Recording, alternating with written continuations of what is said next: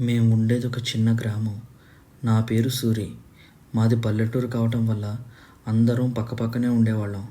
త్వరగా లేస్తాం, త్వరగా పడుకుంటాం. ప్రశాంతంగా ఉన్న మా ఊరిలోకి ఒక కుటుంబం వచ్చారు. వాళ్ళు ఎప్పుడూ గొడవలు పడుతూ ఉండేవారు. అలా రోజులు గడుస్తుంటే ఏమైందో ఏమో తెలియదు కానీ ఆ ఇంట్లో ఉండే ఆడావిడ నిప్పంటించుకుంది. మంటలు ఆర్పడానికి మా ఊరిలో ఉన్న వాళ్ళందరూ వెళ్ళారు. మంటలు ఎంత నీళ్లు పోసినా ఆరలేదు. పట్నం నుంచి అంబులెన్స్ వచ్చేసరికి ఆవిడ చనిపోయింది. కొన్ని రోజులకి ఆ కుటుంబం ఇల్లు ఖాళీ చేసి వెళ్ళిపోయారు. కానీ ఆవిడ అరుపుల శబ్దాలు, కేకలు మేము ఎప్పటికీ మర్చిపోలేకపోయాం. ఆవిడ చనిపోయిన కొన్ని నెలలకి మా ఊరిలో కొందరు ఆవిడను అర్ధరాత్రి చూశామని, ఆవిడ దయ్యంలా మారిందని చెప్పుకునేవారు. నాకు అవేం నమ్మశక్యంగా అనిపించేది కాదు. కానీ ఒకరోజు నేను పని మీద పట్నం వెళ్ళి వస్తున్నాను. అప్పటికే చాలా ఆలస్యం అయిపోయింది. టైం అర్ధరాత్రి 2:30. ఎవరో దూరంగా వెళ్తున్నట్లు నాకు కనిపించింది. ఎవరబ్బా, మన ఊరి ఆడవాళ్ళు ఇంత రాత్రి ఎక్కడికి వెళ్ళి వస్తున్నారు? బండి స్పీడ్ పెంచి చూసేసరికి ఆవిడ అక్కడ కనిపించలేదు.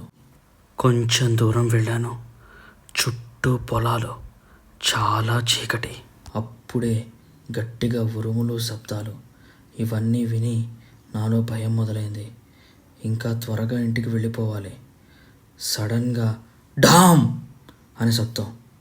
నా బండి పంక్చర్ అయింది.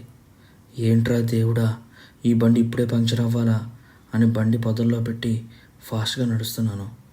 ఎవరో నన్ను పిలుస్తున్నట్లు అనిపించింది. కానీ నేను వెనక్కి తిరగలేదు. ఇంకా స్పీడ్గా నడవటం మొదలుపెట్టాను. చల్లగా గాలి వీస్తున్నా నాకు మాత్రం చెమటలు పట్టేస్తున్నాయి.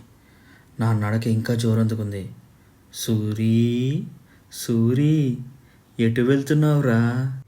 ఎందుకురా భయపడుతున్నావు అనే మాటలు వినిపిస్తున్నాయి.